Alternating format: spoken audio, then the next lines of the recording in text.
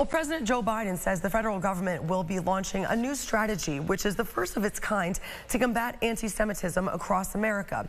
This has leaders in the Jewish community in Rochester hopeful it will unite the country against normalizing hate towards their religion. Alex Love joins us now with more insight on what the plan offers. Alex. Yes, sadly, the greater Rochester area is not immune to experiencing anti-Semitic behavior, Isabel. Within the last year, we've seen anti-Jewish flyers hung up around neighborhoods and swastikas painted around churches and homes.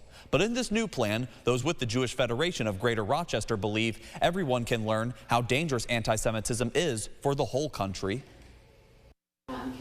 More than 1,000 people and organizations from across America played a role in contributing to this plan through phone calls with the White House. One of them was Jewish Federation of Greater Rochester member Monica Gabel. Solidarity and community action really means that the White House is going to be asking everybody to get on board, to not ignore that this is everybody's problem. Together, I think we can make a much more secure community.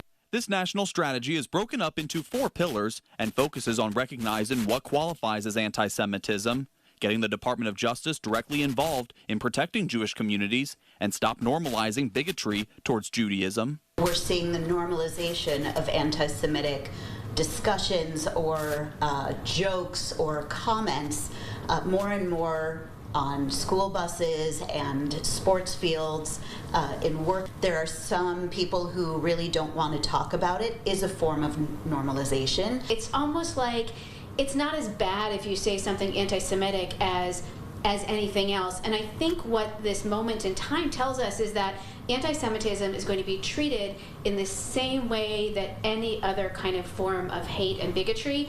The Department of Education will also be launching an anti-Semitism awareness campaign in schools and on college campuses.